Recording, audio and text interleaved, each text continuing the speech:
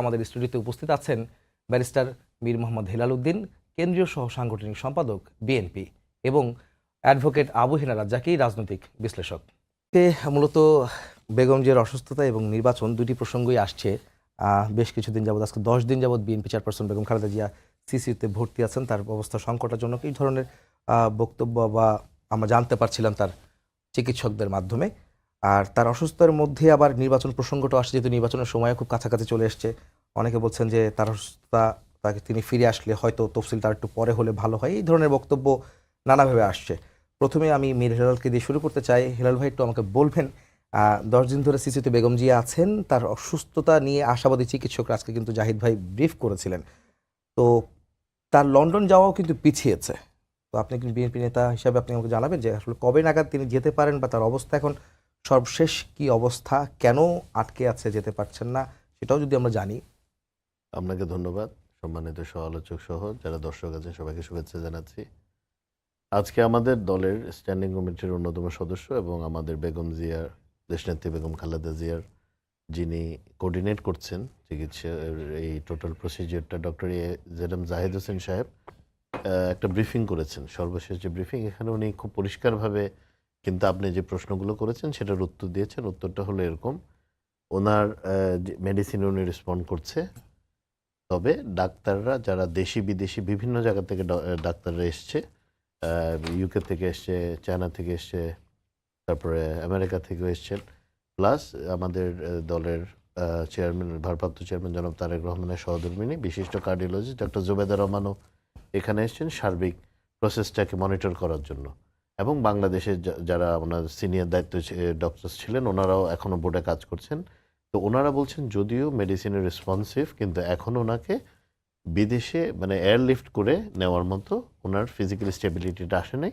যখন আসবে তখনই ওনাকে দরকার হলে ওনাকে বিদেশে নিয়ে যাওয়া হবে। সার্বিক সব ব্যবস্থা করা আছে, এয়ার অ্যাম্বুলেন্সে সব কিছু রেডি আছে। জাস্ট উনি যখন ফিজিক্যালি ওনার এই এক্সারশনটা নিতে পারবে, কারণ এয়ারলিফট করতে হলে তো একটা অল্টিটিউডের ব্যাপার আছে, বা এটা উনি খুব সুন্দর করে কিন্তু ডক্টর জাহিদ সাহেব এক্সপ্লেন করেছেন এবং খুব ধীরে সুস্থেই করেছেন। এবং উনি এটা তো আশাবাদী, যেহেতু আজকে ওনার কিছু প্রসিজিওর করা হয়েছে, রক্তক্ষরণ বন্ধ হয়েছে উনি বলেছেন, এবং আরও বলেছেন যে উনি রেসপন্সিভ টুয়ার্ডস মেডিসিন। তার মানে হচ্ছে যে এখনও চিকিৎসাটা সুন্দরভাবেই চলছে, নিয়ম মতোই চলছে, এবং অবস্থার উন্নতি হওয়ার সাথে সাথেই যদি প্রয়োজন হয় ইনশাল্লাহ ওনাকে দেশের বাইরে নেওয়ারও সব ব্যবস্থা করা আছে। উনি তখনই ওনাকে নিয়ে যাবেন। মানে আমাদের পার্টি থেকে কিন্তু খুব ক্লিয়ারলি এটা বারবার বলা হচ্ছে, গণমাধ্যম কর্মীদেরকে বলা হচ্ছে, এবং আমরাও সামাজিক মাধ্যমে আমাদের যেই সোশ্যাল মিডিয়া হ্যান্ডেলসগুলো আছে এখানে আমরা বারবার বলছি যে এই ব্রিফিংগুলো নিয়ে, একটা মানুষের অসুস্থতা নিয়ে যে ধরনের গুজব ছড়ানো হচ্ছে, যে ধরনের আসলে অসভ্যতা বললেও কম হবে না। কারণ একটা মানুষ যখন অসুস্থ থাকে, ওনার অসুস্থতা নিয়ে এত ধরনের গুজব বলা বা অসত্য বক্তব্য এমনভাবে সামাজিকভাবে প্লেস করা বা রাজনৈতিকভাবে ব্যবহার করা, যেটা আসলে সামাজিক সৌন্দর্যের মধ্যেও পড়ে না, শিষ্টাচারের মধ্যে তো অবশ্যই পড়ে না। তো আমরা বারবার ব্রিফিং করার পরে খুব স্পেসিফিক ব্রিফিং হচ্ছে, এমন না যে একদিন ব্রিফিং করে দেওয়ার পরে 4 দিন কোনো ব্রিফিং হচ্ছে না, এমন কিন্তু না। ডক্টর জাহিদ সাহেব কিন্তু পিরিয়ডিক্যালি সাংবাদিকদেরকে একদম প্রকাশ্যে ব্রিফিং করছেন যে অবস্থাটা কী দাঁড়াচ্ছে, ওনার ট্রিটমেন্টের প্রসিজিওর কী হচ্ছে, ওনার বর্তমান অবস্থা কী হচ্ছে, কেন ডিলেড হচ্ছে, কখন উনি ফ্লাই করবেন, সব কিছু খুব ক্লিয়ারলি আছে। তো আমরা বিশ্বাস করতে চাই যে প্রফেশনাল যে অ্যাডভাইস, ধরেন আমি একজন আইনজীবী, আমি তো বুঝবো না এখন একটা আসলে পেশেন্টের কন্ডিশন কী হবে, এটা নিশ্চয়ই ওনার ডাক্তাররা বুঝবেন। তো ওনাদের ডাক্তারদের যে পরামর্শটা দিবেন এইটাই ওনার জন্য ভালো, এবং ওনার ফ্যামিলি সবাই এটাতে যদি একমত থাকে, এখানে আমাদের বা অন্য কারো কোনো জায়গায় দ্বিমত হওয়ার বা এটা নিয়ে মন্তব্য করাটা কতটুকু সমীচীন, এটা আমি ব্যক্তিগত আমার ভাবনা এটা। তো আবার আপনার মূলত যেটা আপনার প্রশ্ন, উনি কখন যাবেন, যখন উনি ফিজিক্যালি স্টেবল হবেন, ডাক্তারদের মধ্যে বোর্ডের যে ডক্টরসরা আছে ওনাদের মধ্যে, তখনই যদি প্রয়োজন হয় ওনাকে অবশ্যই এয়ারলিফট করে ওনাকে লন্ডনে হোক, যেখানে হোক, ওনার যেখানে ট্রিটমেন্ট করতে হবে সেখানে নিয়ে যাবে, ওনার পরিবার যেখানে ডিসাইড করবে। জি, এবার ভাই আমি সঙ্গে একটু যুক্ত করতে চাই, সেটা হচ্ছে যে বেগম জিয়ার অসুস্থতা রাজনৈতিক সংকট তৈরি হয়েছে কিনা সেটা একটা প্রশ্ন থাকছে। একই সঙ্গে এনসিপি বলছে যে যেহেতু একটা বড় রাজনৈতিক দল এবং তার একটা বড় নেত্রী, তিনি অসুস্থ, তার সুস্থতার উপরে নির্ভর করছে অনেক কিছু, তিনি সুস্থ হয়ে ফিরলে হয়তো তফসিলটা একটু পিছানো যায় কিনা। এনসিপি নেতারা নাহিদ ইসলাম আজকে এই কথাটা বলেছেন। তো নাহিদ ইসলাম, তো আপনি এটা কি বলবেন? না, রাজনীতিবিদ এটা ফ্রিডম অফ এক্সপ্রেশনের জন্যই তো আমরা এত যুদ্ধ করেছি, বলতেই পারে। উনি ওনার মন্তব্য উনি করেছেন। এখন বাংলাদেশ জাতীয়তাবাদী দলের চেয়ারপারসন দেশনেত্রী বেগম খালেদা জিয়া, আমাদের দলের পক্ষ থেকে কি এরকম কোনো কিছু বলা হয়েছে যে আমাদের নেত্রী অসুস্থ, তাহলে তফসিলের ডেটটা পিছিয়ে দিন, বা নির্বাচনের এটা প্রস্তুতি হতে আমাদের একটু সময় লাগবে, এই ধরনের কোনো কিছু বলা হয় নাই। আমাদের নেত্রীর চিকিৎসা চলছে, ইনশাল্লাহ আমরা আশাবাদী উনি দ্রুত সুস্থ হয়ে চলবেন। তবে যেটা আমাদের দলের পক্ষ থেকে বলা হয়েছে, নির্বাচনের তফসিলের তারিখ যত আপনি ডিলে করবেন, তখন একটা ডেলেমা সৃষ্টি হবে, তখন একটা কনফিউশন সৃষ্টি হবে, তখন কিন্তু আবার একটা মানে আস্থাহীন পরিস্থিতি সৃষ্টি হবে। তো এটা কোনোভাবে কাম্য না। নির্বাচন কমিশন যেভাবে ডিসাইড করেছিল আগে, বা সরকারও যে ইঙ্গিতগুলো দিয়েছিল, আমার মনে হয় ওই টাইম ফ্রেমটাই ওনাদের ফলো করা উচিত। কারণ বিএনপির পক্ষ থেকে বলা হয়নি যে আমাদের দলের নেত্রী অসুস্থ, আপনারা নির্বাচনের তফসিলের ডেট পিছিয়ে দেন, অথবা এই ধরনের কোনো মন্তব্য তো বিএনপি থেকে করা হয়নি। এখন এনসিপির যদি কেউ অসুস্থ হয়ে থাকে, ওনারা চাইতে পারেন ওনাদের দলের পক্ষ থেকে, অবশ্যই এটা ওনারা চাইতে পারেন। তবে আমার মনে হয় না যে এটার সাথে ওইটার কোনো কোরিলেশন আছে, বা এটা ওনার ব্যক্তিগত মন্তব্য। আর আমরা শুরু থেকে দেখছি কিছু কিছু দল একটু নির্বাচন বিমুখ, মানে মুখে কথা বলার সময় বলে বাংলাদেশিরা আমাদের এটা সাপোর্ট করে, বাংলাদেশিরা আমাদের ওইটা সাপোর্ট করে, কিন্তু এই সাপোর্টটা তো আসলে মুখে মুখে প্রমাণ করার সুযোগ নেই। এই সাপোর্টটা প্রমাণ করতে হলে, যতটুকু আমি বুঝি, খুবই কম বুঝি, রাজনীতিও কম বুঝি, হয়তো আইনের ইয়েটাও কম বুঝি, কিন্তু আমাদের যতটুকু ধারণা, আমাদের সাংবিধানিকভাবে যদি আমরা জনগণের রায়ের প্রতিফলনটা চাই, এটা তো ভোট ছাড়া আর কোনো উপায় নেই। তো কিছু কিছু দল যারা বলছে যে সবাই তাদের সাথে আছে, দেশবাসী তাদের সাথে ঐক্যবদ্ধ, কিন্তু তারা নির্বাচন চান না, তারা ঐক্যবদ্ধ আছেন কি আছেন না, ওনাদের সাথে এগ্রি করে কি করে না, এটা বোঝাটাও তো একটু মুশকিল। আমার মনে হয় তারাই এখন আবার চাচ্ছে কোনো না কোনোভাবে নিজেদের অজুহাত না হলো বিএনপির ঘাড়ে বন্দুক রেখে আবার কিছু একটা ইস্যু ক্রিয়েট করা যায় কিনা, আমার এটাই ধারণা। বিকজ বিএনপির পক্ষ থেকে এই ধরনের কোনো প্রপোজাল কোনো দিকে পাঠানো হয় নাই। জি, আমি আবু হেনা রাজাক ভাইকে যাবো একটু। রাজাক ভাই, আমাকে একটু বলবেন, সেটা হচ্ছে যে বেগমজির অসুস্থতা কোনো রাজনৈতিক সংকট তৈরি করবে কিনা? মাহমুদুর রহমান মান্না কিন্তু আজকে বলেছেন, নাগরিকের আহ্বায়ক যিনি, তিনি বলছেন যে যদি বেগমজি সুস্থ না হন তাহলে হচ্ছে নির্বাচন পেছাতে পারে, বা নির্বাচন নিয়ে একটা সংকট তৈরি হতে পারে। এই বিষয়টাকে আপনি কিভাবে দেখছেন? ধন্যবাদ আপনাকে। আর আমার সহ-আলোচক ব্যারিস্টার হেলাল উদ্দিন, তার সাথে আমার এই প্রথম বসা। আর সময় টিভির দর্শক শ্রোতা, আসলে দেখেন, বেগম খালেদা জিয়া তো একজন সাধারণ মহিলা নন। তারেক জিয়া সাহেব একজন সাধারণ মানুষ না আমার মতো। বেগম জিয়া 2 বারের প্রধানমন্ত্রী বা 3 বারের প্রধানমন্ত্রী। জিয়াউর রহমান সাহেব ছিলেন এই দেশের শাসক, প্রেসিডেন্ট, এবং এই দুইজনের সন্তান আবার তারেক রহমান সাহেব। বাংলাদেশে তারেক রহমান সাহেবের মতো একটা ভাগ্যবান লোক কমই আছে, যার বাবা ছিলেন প্রেসিডেন্ট আর মা ছিলেন প্রধানমন্ত্রী। এরকম পরিচয় সেকেন্ড কারো ব্যক্তির না। এখন যেহেতু উনি সাধারণ একজন মহিলা নন, পরিচয় তো দিলামই, সুতরাং তার উপস্থিতি এবং অনুপস্থিতি দুইটাই দুইটা বার্তা থাকবে। যেমন ধরেন, ওনার উপস্থিতি আজকে পর্যন্ত আমার কাছে ব্যক্তিগতভাবে মনে হয় যে সিম্বল অফ ইউনিটি বলতে পারেন। যদি আপনি বিএনপির ভিতরের আভ্যন্তরীণ ধরেন, সিম্বল অফ ইউনিটি, এটা কি কেন্দ্রবিন্দু। আপনি দেখবেন যে একটা ফ্যামিলির এক ছেলে সচিব, এক ছেলে আর্মি অফিসার, এক ছেলে ব্যবসা করে, একজন এক এক জায়গায় থাকে, কিন্তু ঘরে এক মুরব্বী আছে, তাকে কেন্দ্র করে ঈদে, কোরবানিতে একত্র হয়। জি। যখন ওই মুরব্বীটা থাকে না, আপনি নিশ্চিত, আমরা জানি বাস্তবতা, আর ওই একত্র হওয়া হয় না। আবার অনেক ক্রাইসিসের মধ্যে ভাইয়ে ভাইয়ে বিবাদ, সেটা মায়ের কাছে আসলে আর কোনো বিবাদ নাই, মেনে যায়। এই জায়গাটায় খালেদা জিয়ার প্রেজেন্সটা খুব দরকার। কেন বলছি দরকার? কারণ এই যেটা বাস্তব, সেটা এই পার্টিটা, মানে আওয়ামী লীগও যদি ধরেন, এইটাও ধরেন, ইনফ্যাক্ট পারিবারিকভাবেই নেতৃত্ব দেওয়া হয়েছে। বেগম খালেদা জিয়া একক হাতে চালাইছেন দীর্ঘদিন। তারেক জিয়া সাহেবকে আমি বলবো না, কারণ উনি ডাইরেক্ট সরাসরি নেতৃত্বে এসে ফিজিক্যালি কাজ করেন নাই বললেই চলে, বাট বেগম জিয়া তাই করছেন। ফলে কি হয়েছে, চট করে যদি ওনার অ্যাবসেন্সটা হয়ে যায়, আল্লাহ মাফ করুক, তাহলে কিন্তু যেহেতু ওইভাবে সাজানো নেই, যেমন আমি অন্য দলের সাথে তুলনা করি না, আপনার একটা সিস্টেম থাকে, সেই সিস্টেমটা কিন্তু চট করে একটা ব্রেক পড়বে, বেগ পেতে হবে দলটাকে। ওই সময় চট করে একটা বেগ পেতে হবে। হয়তো তারা ওভারকাম করবে, সেটা ভিন্ন কথা। এটা হলো তার অনুপস্থিতি। আবার এই অনুপস্থিতিতে আরেকটা বিষয়, ওই যে যদি বেগ পেতে হয় সেখানে যদি সাথে সাথে এটাকে কিভাবে ইউনাইটেড করে ধরে রাখবে, এটা কিন্তু একটা ফ্যাক্টর। বাট বাস্তবতা আসেন, কারোর জন্য কিছু আটকে থাকে না। আজকে বেগম জিয়া যদি পৃথিবীতে না থাকেন, আমি যদি না থাকি, উনি যদি না থাকেন, পৃথিবী থেমে থাকবে না। আবার ওনাদের যেহেতু একটা গ্রাউন্ড টানছেন, বেগম খালেদা জিয়া গণতন্ত্রের দাবিদার বা গণতন্ত্রের জন্যই তার লড়াই, সুতরাং সেই যুক্তিতে নির্বাচন পিছনের তো কোনো কারণই নেই। পাশাপাশি যদি আজকে এনসিপির অনেকে বলছে ওনার জন্য নির্বাচনটা পেছানো দরকার, তফসিল পিছানোর কথা বলছে। তফসিল পিছানো দরকার, তফসিল পিছানো মানেই নির্বাচন পিছানো। তা আমার কাছে সেটা খুব গ্রহণযোগ্য এই কারণে মনে হয় না যে বিএনপি নিজের সিদ্ধান্ত নিবে যে তারা কি করবে। তা আরেকজনে বললে এটা মনে হয় একটা জিনিস বোঝা যায় যে বিএনপির তারেক জিয়া এবং খালেদা জিয়ার উপরে এনসিপির যে বিষয়টা, মানে একটা আস্থার জায়গা ছিল, সে জায়গাটায় বোধহয় তারা একটা সংকট দেখতেছে, এটা আমার ব্যক্তিগত ধারণা।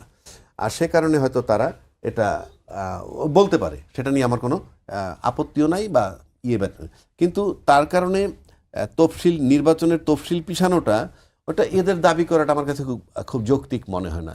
এই দাবিটা করলে বিএনপিরই করা উচিত, যদি তারা মনে করে যে উনি অসুস্থ সেই কারণে, সেটা ভিন্ন আসপেক্ট। আমি একটু অ্যাড করি এটার সঙ্গে। আমির খসরু মাহমুদ চৌধুরী কিন্তু বলেছেন আজকে যে নির্বাচনের সঙ্গে আসলে বেগম জিয়ার অসুস্থতার কোনো সম্পর্ক নেই। কে বলছে? আমির খসরু মাহমুদ চৌধুরী, বিএনপি স্থায়ী কমিটির সদস্য। না, এখন শুনেন, উনি একজন বড় মাপের নেতা, উনি যদি বলেন সম্পর্ক নাই, নির্বাচনের সাথে তো সম্পর্ক নাই, কিন্তু প্রশ্ন হচ্ছে যে আপনি এই মুহূর্তে যদি মাইনাস হয়ে যায় খালেদা জিয়া, বেগম খালেদা জিয়া, মাইনাস বলতে যে আল্লাহ পাক জারি করে যেটা বলতেছে, বা উনি বেঁচে থাকলেও কিন্তু ইনফ্যাক্ট তার কোনো রোল নাই আপাতত আমরা দেখতেছি। তো সেক্ষেত্রে সংকট হবে না সেই চ্যালেঞ্জ তারা করলে করতে পারে। কিন্তু আমি সাদামাটা চোখে যদি দেখি, আমি কল্পনা করি বেগম খালেদা জিয়া লন্ডন যদি চলে যান, দেখেন সে যদি ঢাকায় থাকে, তাহলে তারেক রহমান সাহেবের আশাটা যতক্ষণ আমি ভরসা করতে পারবো, উনি যদি লন্ডন চলে যান, আমি কিন্তু ওই ভরসা করতে পারবো না। কেন পারবো না? উনি তো ওনার অসুস্থ মাকে নিয়ে যাচ্ছেন, তো অসুস্থ মাকে লন্ডনে রেখে কি চলে আসবেন? সুতরাং উনি যদি চিকিৎসার নামে লন্ডনে চলে যান, তাহলে আমি মোটামুটি নিশ্চিত করে বলতে পারি তারেক জিয়া সাহেব আসার সম্ভাবনা একেবারেই কম। আর সেক্ষেত্রে তখন কিন্তু এই দলটার নেতৃত্ব, who will bell the cat, একটা লিডারশিপ লাগবে। এখন সেই লিডারশিপ যদি তাদের ভিতরে হয়ে থাকে যে আমরা একে মেনে নিব, ওকে মেনে, দ্যাট ইজ অ্যানাদার ইস্যু। আমি আপনার প্রশ্নের পরিপ্রেক্ষিতে বসলাম। আমি যদি একটু অ্যাড করি এর সাথে, যে 2018 সালে যখন বেগম জিয়াকে কারাগারে নেওয়া হয়, এরপর থেকে কিন্তু তারেক রহমান এই লন্ডন থেকেই তিনি দলকে হাল ধরেছিলেন এবং দলে কিন্তু নেতৃত্ব শূন্য হয়ে পড়েছিল। 2 বছর কিন্তু বেশি সময় তিনি জেল খেটেছেন, এক প্রকার বলা যায় তিনি কারাবন্দী ছিলেন 6 বছরের বেশি সময় বেগম জিয়া। তারেক রহমান লন্ডনের থেকেই তো দলটাকে গুছিয়ে এনেছে, দল তো এখনো পর্যন্ত জীবিত আছে, সেই দলটাই তো এখন বাংলাদেশে অনেকটা বলা যায় প্রথম রাজনৈতিক দল হিসেবে। সেটা নিয়ে আমার কোনো ডিভিশন নেই। আপনি যেটা বলছেন, যদি বেগম জিয়া চলে গেলে ক্ষেত্রে দলের নেতৃত্ব বা হাল ধরবে কে, বা কি জায়গা তৈরি হবে? কারণ কি, তখন তার অনেক বেশি মনোযোগী হতে হবে, মাকে নিয়ে অনেক বেশি মনোযোগী হতে হবে। কারণ আমরা মুখে যাই বলি না কেন, মা ছেলের যে সম্পর্কটা, ওটা খুব টাচি ইস্যু। কারণ সে ওইখানে বৈশাখের দীর্ঘদিন দেখছে, এখানে বসে খালেদা জিয়া যখন জেলখানায় চলে গেল, তখন কি আন্দোলন তার জন্য হয়েছে ওটা সে দেখেছে। খালেদা জিয়াকে যখন মইনুল হোসেন রোড থেকে বের করে দেওয়া হয়েছে, তখন কি করা হয়েছে দল থেকে, সেটাও তারা দেখেছেন। সব কিছু মিলে যদি আমি বলি, জিয়াউর রহমান সাহেবের খেতাব নিয়ে যখন টান দিতে চাইছিল, তখন কি হয়েছে, এগুলো আমরা দেখছি, তারাও দেখেছেন। সেই হিসাবে আমি বলছি। এবং সেটা যদি এখন মনে করেন, আজকে আমি জানি না ঠিক, যেমন জুবাইদা রহমান ঢাকায় আসছেন, আমি এখানে গার্জিয়ানকে, তার জুবাইদা রহমানের গার্জিয়ানকে আমি মনে করি দলটা তার গার্জিয়ান। কারণ তার মা নাই, তার বাবা নাই, ডিপেন্ডেবল লোক কোথায় তার? মা আছে, বাবা নেই। আচ্ছা, মা আছে, বাবা নাই, তো সেই হিসাবে তার একটা গার্জিয়ান। সেই গার্জিয়ান হিসাবে মানে আমার ব্যক্তিগতভাবে যে রোলটা তার সাথে পার্টি কেন্দ্রিক হওয়ার আমার কাছে দৃশ্যমান এখনো হয়নি। এখন বলতে পারেন মা অসুস্থ, শাশুড়ি অসুস্থ, কাজে হবে না। এই যদি হয়, আমার কাছে ব্যক্তিগতভাবে মনে হয় যে বেগম খালেদা যদি লন্ডনে চলে যান চিকিৎসার জন্যে, তাহলে আমি যে কথাটা বারবার বলছি, বেগম খালেদা যদি ঢাকায় থাকেন, তাহলে তার আশাটা যতখানি আমি নিশ্চিত ধরবো, ওই যে কোনো সময় আসতে পারে, উনি লন্ডন গেলে তার আশাটা অনিশ্চিত হবে। এখন যদি তারেক জিয়ার নেতৃত্ব চলতে থাকে, সবাই যদি মেনে নেয়, তারেক জিয়া যদি বলে যে না, তাহলে একটু, আমি তর্কের খাতিরে বলছি, উনি যদি বলেন যে না, মা অসুস্থ, তফসিলটা একটু পিছানো দরকার, তাহলে কি তার দল মেনে নিবে? কারণ এখান থেকে তো আমরা অলরেডি দুইটা বার্তা পেয়েছি। দুইটা বার্তা কীরকম দেখেন, তারেক জিয়া যখন বললেন যে আমি ফেরত আসাটা আমার একক সিদ্ধান্ত নয়, এবং এটাও বলছেন যে আমি যে ফেরত আসতে পারতেছি না কেন সেটাও প্রকাশ করার জন্য আমার অবারিত সুযোগ নেই। কিন্তু তার পাশাপাশি কিন্তু আমরা এখান থেকে শুনলাম যে দায়িত্বশীল ব্যক্তিরা বলছেন যে ওনার ফেরত আসা না আসাটা ওনার ব্যক্তিগত এবং পারিবারিক বিষয়। তাহলে দুইটা কথার ভিতরে একটা ফাঁক পাওয়া যায়। এই সব কিছু মিলে আমার পার্শ্ব প্রতিক্রিয়াটা নিয়ে আমি চিন্তিত। ব্যক্তিগতভাবে আমি জাতীয়তাবাদী দলকে মনে প্রাণে এই জন্য লাইক করি, কারণ আমি দুইটা লোকের সান্নিধ্য পাইছি আমার জীবনে। জিয়াউর রহমান সাহেবের সান্নিধ্য আমি পাইছি বঙ্গভবনে, আমি 1976-এ প্রাইজ আনতে গেছিলাম বিজ্ঞান মেলায়, আর বেগম খালেদা জিয়ার পাশে বসে আমি বিরোধী দলের নেতা থাকাকালীন ইফতার করেছিলাম। আমি ইসমানী পাবলিক স্কুল অ্যান্ড কলেজে পড়েছি। ওখান থেকে জিয়াউর রহমান সাহেবের প্রতি আমার দুর্বলতা, আর বেগম খালেদার আমি পাশ থেকে বসে দেখেছি, ওনার মাঝখানটা চেয়ার গ্যাপ থাকতো, আপনার খেয়াল আছে? ওই আমি এখানে, উনি বেগম খালেদা এখানে।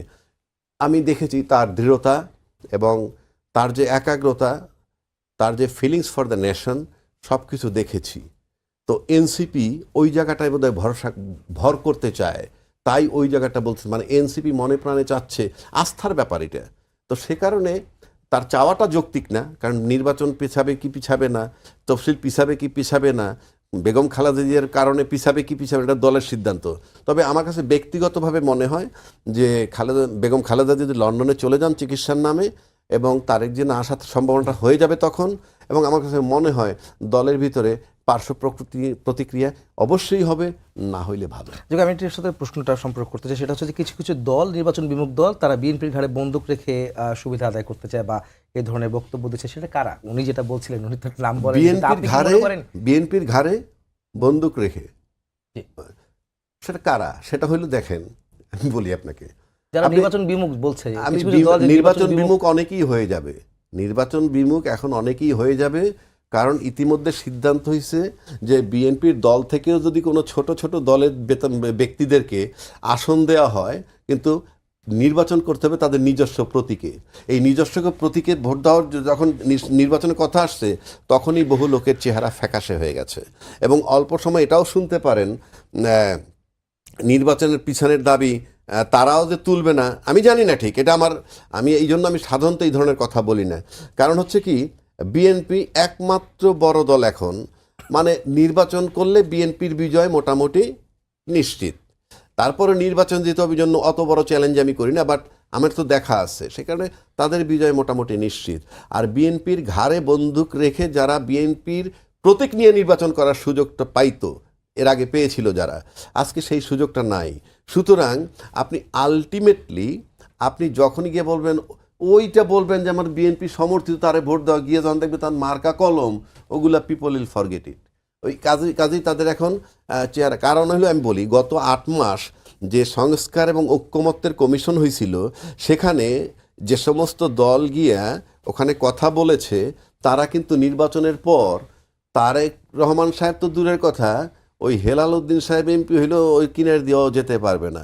বাট সংস্কার এবং ঐক্যমত্যের নামে তারা যে হারে গিয়ে ওখানে বসছে এবং কথাবার্তায় মনে হচ্ছে তারাই দেশটা চালায়, কিন্তু এখন হয়ে গেল যখন প্রতীকটা পাচ্ছে না, তখনই তারা এখন নিরাশ হয়ে যাচ্ছে।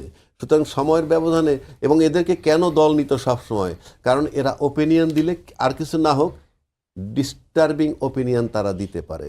এবং এরা কিন্তু বিএনপির প্রতীক নিয়ে নির্বাচন করতে রাজি আছে, কিন্তু যদি তাদেরকে বলেন যে বিএনপিতে যোগ দাও, তাইলে রাজি নাই। কেন রাজি নাই? এই বড় দলের মধ্যে যদি ছোট দল ঢুকে যায়, তারা ম্লান হয়ে যাবে। সে কারণে বাইরে থেকে সবসময় ওই বড় দল একটা সুবিধা নিতে চায়, অতীতেও নিছে। এবার দুর্ভাগ্য যে ইলেকশন কমিশনটা কঠিন সিদ্ধান্ত নিয়ে নিছে যে রাজ্জাকি সাহেব বিএনপি যদি সাপোর্ট নিয়েও দাঁড়ায়, প্রতীক হইল তার নিজের প্রতীক। তো এটা একটা বেকায়দা হয়েছে। সুতরাং একটু ডিস্টার্ব তো হয়েছি। ওইটা হেলাল উদ্দিন সাহেব, আমি জানি না উনি কোন দিন ইঙ্গিত করছে, আশা করি ওইটি ইঙ্গিত করছে। যাই তৈরি থাকেন, শুনেন, তৈরি থাকেন, আপনাদের সমালোচনা শুরু হচ্ছে অচিরেই। আপনারা এই সমালোচনা সামাল দিবেন কিভাবে? হ্যাঁ, সমালোচনা শুরু হচ্ছে বলছে, সমালোচনা চলবে। এবং আপনি যখন নিজেকে পাবলিক ডোমেইনে প্রেজেন্ট করবেন, মানে একটা হলো আমি রাজনীতির বাইরে আমি নিজেকে পাবলিক ডোমেইনে আমি প্রেজেন্ট করি নাই, তাহলে আমার রাইট টু প্রাইভেসি আছে, যে আমার ব্যক্তিগত বিষয় নিয়ে বা আমার কর্মকাণ্ড নিয়ে কেউ কথা বলতে পারবে না। বাট যারাই আমরা আজকে ধরেন এই টক শোতে উনি বসেছেন, আমি বসেছি, তার মানে আমরা আমাদেরকে পাবলিক ডোমেনে নিয়ে এসেছি, তাহলে আমাদের আলোচনা সমালোচনা হবে। এটা নিয়ে খুব সেনসিটিভ না হওয়াটাই ভালো, বরঞ্চ গঠনমূলক যদি কোনো সমালোচনা পাওয়া যায় ওটা নিজেকে কারেক্ট করার একটা সুযোগ থাকে। আমি কয়েকটা জিনিস একটু ক্ল্যারিফাই করি। আচ্ছা আচ্ছা ঠিক আছে, আপনি আমি বলুন, আমি কোনো প্রশ্ন এটা করবো। জি, বেশিক্ষণ লাগবে জি, না, অল্প জি। কিছুক্ষণ বলি। আমার যখন আমি বিরুদ্ধে? বলেছি না না না না, আমি কারোর বিরুদ্ধে কোনো সময় কথা বলি না, আমি না, just না, আমার আমার না, না, আমার I যুক্তিটা enjoy. আমি বলি। আমি I am never person who's goes against anyone. আমি আমার ভিউটা একটু বলি। আমি যে বলেছি কিছু কিছু পার্টি যারা আমাদের ঘাড়ে ভর করে নির্বাচন পিছাতে চাচ্ছে, দেখেন বিএনপি বলে নাই তফসিল পিছানোর জন্য, কিন্তু একটি দল বলছে আমাদের অজুহাত দিয়ে যে বিএনপি চেয়ারপারসন অসুস্থ, নির্বাচন পিছিয়ে দেন। আমি এগুলো বলছি। আমাদের সাথে যারা শরিক দল আছে, অনেক প্রক্রিয়া আছে, আমরা উনি অনেক বিজ্ঞ আইনজীবী। ধরেন আমি একটা ছোট শরিক দলের একজন ক্যান্ডিডেট, তো ধর আমি আমার পদ থেকে আপাতত আমি রিজাইন করলাম, তারা তো বিএনপির প্রতীকে নির্বাচন করতেই পারে, পারে না? জি। মানে এর স্কোপ আছে, আচ্ছা, এর বাট সুযোগ আছে। বিএনপিতে যোগ দিয়ে না, যোগ দিতে হবে না। আমি বিএনপিতে তো যোগ না দিলেও যদি অন্য কোনো পার্টি না হয়, আমার পার্টি তো আমার পার্টির মেম্বারের বাইরে অনেককে নমিনেশন দিয়েছে, আমার দলের কোনো পদে নেই এরকম অনেক ব্যক্তি সেটা বিএনপি থেকে ভালো তো। নমিনেশন পেয়েছে, এটা করা যায়। আমার যে ইচ্ছা থাকলে একটা উপায় বের করা যাবে এই সিস্টেমের মধ্যে। It is always in politics. আরেকটা কথা আমি একটু ছোট করে বলি। 2018 সালের 8ই ফেব্রুয়ারি আমাদের নেত্রী দেশনেত্রী বেগম খালেদার বিরুদ্ধে একটি মিথ্যা রায়, একদম মিথ্যা, এটা তো প্রমাণিত হয়েছে, রায় দিয়ে ওনাকে কারাগারে বেকসুর প্রেরণ করা খালাস হয়। দেওয়া হয়েছে পরে। পরেতে যেটা উনি খালাস পেলেন আইনের মাধ্যমে, কোর্টের মাধ্যমে পেলেন। তখন থেকে আজকের দিন পর্যন্ত, ইনক্লুডিং অগাস্ট রেভলিউশন বা আপরাইজিং যেটা আমরা বলি, আমাদের দলকে ঐক্যবদ্ধ রেখেছেন এবং পরিচালিত করেছেন এক নেতা, সেটা হচ্ছে শুধুমাত্র তারেক রহমান সাহেব। এবং যে আস্থার কথাটা বলছেন, এই আন্দোলন চলাকালীন সময় তখন বৈষম্য বিরোধী ব্যানারে যে ছাত্র নেতা নেত্রীরা আন্দোলন করেছেন, তারা কিন্তু রীতিমতো নিয়মিত জনাব তারেক রহমানের সাথে যোগাযোগ মেনটেন করেছেন। এবং আপনারা নিশ্চয়ই দেখেছেন সামাজিক মাধ্যমেও আন্দোলন সফল হওয়ার পরেও তারা জনাব তারেক রহমান এবং ওনার কন্যা ব্যারিস্টার জাইমা রহমানের সাথে একটি জুম মিটিংয়েও তারা পার্টিসিপেট করেছিলেন। তাহলে আস্থার জায়গা অবশ্যই ওনাদের আছে, কারণ তারেক রহমান সাহেব খুবই উদারপন্থী একজন রাজনৈতিক ব্যক্তিত্ব। He personally he has got a dynamic heart and he is a visionary leader. তো উনি যে এদেরকে কোনো জায়গায় অ্যাকোমোডেট করবে না বা কাউকে মাইনাস করে দিয়ে পলিটিক্স করবে, he believes in inclusive politics in Bangladesh. উনি আমাদেরকে তাই বলেন যে সবাইকে নিয়ে দেশটা করতে হবে, এককভাবে করতে পারবে না। তো আমার মনে হয় না আস্থাহীনতার কোনো বিষয় আছে বা আমাদের পার্টির মধ্যে নেতৃত্ব কে দিবে বা এটা কি আনডিসাইডেড কিনা। It is very much decided and every rank and file of our party, আমাদের পার্টির যে কোনো স্তরের নেতা, স্ট্যান্ডিং কমিটি থেকে নিয়ে একেবারে আমাদের ওয়ার্ডের নেতা পর্যন্ত, তারেক রহমানের যে কোনো নির্দেশনা এক বাক্যেই মানবেন। যেটা উনি বলেছেন, ওনার মা এর আগেও লন্ডনে চিকিৎসায় গিয়েছেন, তারেক রহমান সাহেব নিজে তত্ত্বাবধান করেছেন। বিশেষ করে ওনার সহধর্মিণী, যিনি নিজেও একদম অত্যন্ত, she is a very renowned cardiologist এবং one of the most brilliant students. উনি তো খুব অনেক ভালো রেজাল্ট করেছিলেন যখন ইউকেতে গেছেন, তখনও উনি কিন্তু এটা মোটামুটি সুপারভাইজ করছেন। তো ওই যে ব্রিজ হসপিটাল নাকি যেন না, হ্যাঁ, ওখানে যাই হোক, উনি ইয়ে থেকে ইম্পিরিয়াল থেকে উনি ডিগ্রি পেয়েছিলেন। তো আমার কথা হচ্ছে উনি কিন্তু এটা তদারকি করছেন। তো ম্যাডাম আমাদের দেশনেত্রী বেগম খালেদা জিয়া যদি কোনো কারণে চিকিৎসার জন্য লন্ডন যায়ও, এটা তারেক রহমান হিসেবে দেশে আসার জন্য কোনো প্রতিবন্ধকতা না। বিকজ ওনার দুই পুত্রবধূ, একজন ডাক্তার জুবেদা রহমান আছেন, রহমানও আছেন, ওনার নাতনিও আছেন, ব্যারিস্টার জাইমা রহমান আছেন, জাফিয়া রহমান আছেন। ওনার ফ্যামিলি মেম্বার ওখানে আছে যারা ওনাকে টেক কেয়ার করতে পারবে এবং ওনার চিকিৎসাটা তত্ত্বাবধান করতে পারবে। তো আমার মনে হয় যে নির্বাচনী যে প্রক্রিয়াটা যেটা শুরু হয়েছে, বাংলাদেশে একটি স্থিতিশীল পরিস্থিতি থাকা দরকার, স্টেবিলাইজ হওয়া দরকার। এটা শুধুমাত্র বিএনপির এমপি হয়ে যাওয়ার জন্য না, বা 300 লোক এমপি নির্বাচিত হওয়ার জন্য না। বাংলাদেশের টোটাল যে সোশিও ইকোনমিক যে সিচুয়েশন, যে সামাজিক অর্থনৈতিক যে অবস্থা, যে আইন শৃঙ্খলার যে অবস্থা, এটা যদি আপনার একটা স্টেবল গভর্নমেন্ট না থাকে বা একটা পরিপূর্ণ সরকার যদি না থাকে, এটাকে এই স্টেবিলিটিটা মেনটেন করাটা কিন্তু ডে বাই ডে ডিফিকাল্ট হয়ে যাবে। আপনি দেখবেন বিভিন্ন জায়গায় স্পরেডিক কিছু কিছু ইনসিডেন্ট হচ্ছে, যেগুলো আসলে ললেসনেসের মতো ব্যাপার। পুলিশ নিষ্ক্রিয়, পুলিশের জায়গায় দাঁড়িয়ে আছে, কিছু হলে আর্মির মুভ করতে হচ্ছে বা আর্মি গিয়ে অপারেশন করতে হচ্ছে। কোনো অস্ত্র উদ্ধারে গেলে পুলিশ যেতে চাচ্ছে না। কেন? বিকজ এখন ওরা বুঝছে না যে ওদের যেই কর্মকাণ্ডগুলো হবে এটার প্রোটেকশনটা কে দিবে। তো আমার মনে হয় যে নির্বাচনের যে বিষয়টা আছে, নির্বাচন কমিশনের সাথে বলেন, চিফ অ্যাডভাইজারের সাথে বলেন, ওনাদের যেভাবে কথা হয়েছে রাজনৈতিক দলগুলোর, আমার মনে হয় যে ওনারা সেই পথে হাঁটলেই বাংলাদেশের জন্য ভালো হবে, বাংলাদেশের ভবিষ্যতের জন্য ভালো হবে বলে এটা আমি আমার পার্সোনাল। আমার যে প্রশ্নটা ছিল সেটা হচ্ছে যে আপনি অনেকটাই বলেছেন, তারপরে আমি পড়তে চাই সেটা হচ্ছে যে বেগমজির অসুস্থতা, মানে বেগমজির অসুস্থতায় জি। আপনারা কি নির্বাচনের রেস থেকে কি পিছিয়ে গেছেন কিনা? যদিও আপনারা দেখেছি গত পরশুদিন বা সেদিন বিএনপি মহাসচিব তিনি কিন্তু বাকি যে আসনগুলি ছিল সেই আসনে কিন্তু প্রায় 35টি আসনে 36টি আসনে নাম ঘোষণা করেছে, যেগুলিতে বাকি ছিল প্রায় 63টা আসনের মধ্যে 36টিতে দিয়েছে। তো এটা কি আসলে নির্বাচনের রেস থেকে আপনি ছিটকে যাচ্ছেন কিনা, পিছিয়ে যাচ্ছেন কিনা, বা অন্য দলগুলো একটু এগিয়ে যাচ্ছে কিনা প্রচারণার ক্ষেত্রে বা দল গুছানোর ক্ষেত্রে? না, প্রচারণার ক্ষেত্রে আমি একটা কথা বলি, বাংলাদেশ জাতীয়তাবাদী দলের যে widest network of workers and leaders আছে বাংলাদেশে, এটা অন্য কোনো দলের বাংলাদেশে বর্তমানে নাই। এটা একদম সোজা সাপটা কথা, এটাতে কারো অফেন্ডেড হওয়ার কিছু নাই। তো নির্বাচনী প্রচারণায় বিএনপির পিছিয়ে যাওয়ার কোনো সুযোগ নাই, কারণ নির্বাচনী যে ফ্লোটে উঠেছে, ধরেন আমি আজকে ঢাকা এসেছি, কিন্তু আমার এলাকাতে 2টি সিটি কর্পোরেশনের ওয়ার্ড আছে, 14টা ইউনিয়ন আছে, একটি পৌরসভা আছে, এখানে কিন্তু রীতিমতো ডোর টু ডোর ক্যাম্পেইন চলছে। তো নির্বাচনী হাওয়া কিন্তু already it's very strongly flowing throughout the country. এখানে পিছিয়ে যাওয়ার কোনো সুযোগ নাই, বরঞ্চ যে ফ্লোটা আছে, যে একটা আনন্দঘন পরিবেশে আসলে হচ্ছে জিনিসটা, যেটা বাস্তবতা হচ্ছে একটা অনেক দিন পরে মানুষের একটা ভোট দেওয়ার স্কোপ হয়েছে। আপনি যদি সোশ্যাল মিডিয়া ফলো করেন, আপনি দেখবেন আমার সংসদীয় আসন হচ্ছে চট্টগ্রাম 5, তো আমাদের একটা পেজ আছে, আপনি যদি ভিডিওগুলো দেখেন, মানুষের স্পন্টিনিটিটা দেখেন, যে মানুষের রিয়াকশনটা কি, তাহলে বুঝবেন বিএনপি প্রচারণায় কিন্তু অনেক এগিয়ে আছে অন্যান্য যে কোনো দলের থেকে। কারণ আমাদের তো স্ট্রাকচারটা অনেক স্ট্রং, আমাদের শুধু অনেক দেখা যাবে জেলা কমিটি না, আমাদের জেলা, উপজেলা, ইউনিয়ন, ওয়ার্ড, গ্রাম কমিটি পর্যন্ত আছে, সব অঙ্গ সহযোগী সংগঠন। জি, আমি স্পষ্ট এই বিষয়টা, আমি একটা প্রশ্ন রাখতে চাই আপনার কাছে, সেটা হচ্ছে যে জুবাইদুর রহমানের দেশে ফেরা, এটা কিন্তু মানুষের মধ্যে বেশ আলোড়ন সৃষ্টি করেছে, আগ্রহের জায়গা তৈরি হয়েছে। পুত্রবধূ, কিন্তু পুত্র আসতে পারেনি, তার পুত্রবধূ এসেছেন দেশে। তিনি কি রাজনীতিতে অংশ নিচ্ছেন, রাজনীতিতে সক্রিয় হবেন বা রাজনীতি করবেন কিনা, বিএনপির হাল ধরবেন কিনা, এই ক্ষেত্রে একটা প্রশ্ন কিন্তু সাধারণ মানুষের মধ্যে রয়েছে। আপনি কি একটু জানাবেন আমাদের? এটা দুইটা অ্যাসপেক্ট আছে, আমি বলি রাজনীতিতে অংশগ্রহণ করবেন কি করবেন না, এটা ওনার একান্ত ব্যক্তিগত বিষয়, ওনার পারিবারিক বিষয়। উনি একজন ফিজিশিয়ান কিন্তু বাই প্রফেশন, উনি একজন কার্ডিওলজিস্ট। উনি লন্ডন থেকেই এই টিমগুলো অ্যারেঞ্জ করে তারপর কিন্তু উনি বাংলাদেশে এসছেন। উনি এসছেন এবং উনি আপনি দেখবেন খুবই অনাড়ম্বরভাবে এসছেন, মানে আমাদের সবাইকে মানা করা হয়েছে কেউ যাবে না, যাতে মানুষের জনদুর্ভোগ না হয়। এবার আমি একটা হাইপোথেটিক্যাল কথা বলি, ধরেন জনাব তারেক রহমান সাহেব আসার সিদ্ধান্ত নিলেন, উনি ওনার মা অসুস্থ, উনি দেখতে আসবেন, যেটা একটা ইমোশন কাজ করে। আপনার কি মনে হয় না যে 7 দিন 8 দিন ধরে এই ঢাকা শহর সহ আশেপাশের এলাকাতে কলাপস থাকতো? ম্যাডামের চিকিৎসা তো দূরের কথা, অন্যান্য সকল চিকিৎসা সুবিধা তো বন্ধ হয়ে যেত, কারণ আপনি মানুষকে থামাতে পারবেন না। আমি যদি বলি তোমরা কেউ আসবে না, কেউ শুনবে না তো এই কথা, বিকজ এতদিন পরে তারা তাদের নেতা আসবে, তাদেরকে একবার দেখতে চাইবে। তো দেখেন, লৌকিকতায় কোনো সময় জনাব তারেক রহমান বা তার পরিবার বিশ্বাস করে না। ডাক্তার Jubaidur Rahman as a cardiologist, she is coordinating the whole medical team, this is why she is here.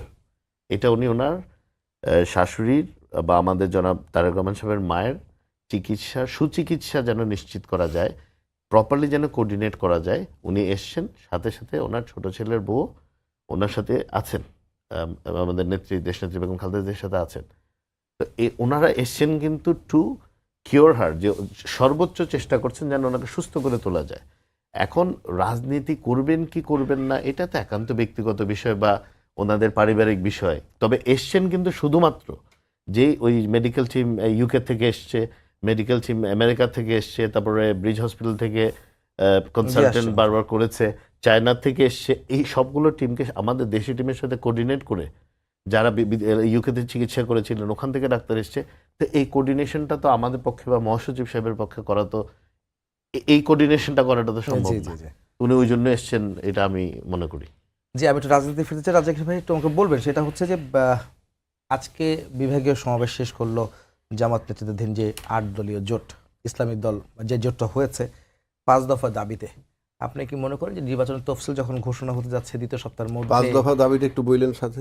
আচ্ছা, সেটা হচ্ছে জুলাই জাতীয় সনদ বাস্তবায়নের লক্ষ্যে যে সাংবিধানিক আদেশ জারি, উক্ত আদেশের উপর আগামী নভেম্বর মাসের মধ্যে গণভোট আয়োজন করা, জাতীয় নির্বাচনের উভয় কক্ষে মানে উচ্চকক্ষ নিম্নকক্ষ দুই কক্ষে তারা পিয়ার চাচ্ছে, লেভেল প্লেইং ফিল্ড, তারপর হচ্ছে দুর্নীতির বিচার দৃশ্যমান করা, ফ্যাসিস্ট সরকারের জুলুম নির্যাতন সবকিছু। বিচারটা একটা দেখেছি আমরা যে আওয়ামী লীগের শেখ হাসিনার তো বিচার একটা কারাদণ্ড হয়েছে, তার একটা মৃত্যুদণ্ড হয়েছে, এবং স্বৈরাচারের দোসর জাতীয় পার্টি 14 দলের কার্যক্রম নিষিদ্ধ করা। এই 5 দফা দাবি যখন আসছে, বিশেষ করে গণভোটের ডেট তো দিয়ে দিয়েছে, নির্বাচনের দিনই গণভোট হবে, তাহলে এই যুক্তিটা কি এখনো কি বহাল আছে? বা জামাত দাবি তুলছে বা 8 দল দাবি তুলছে, আসছে, কিন্তু এই সময়ের মধ্যে কি আবার ডেট পরিবর্তন করা সম্ভব?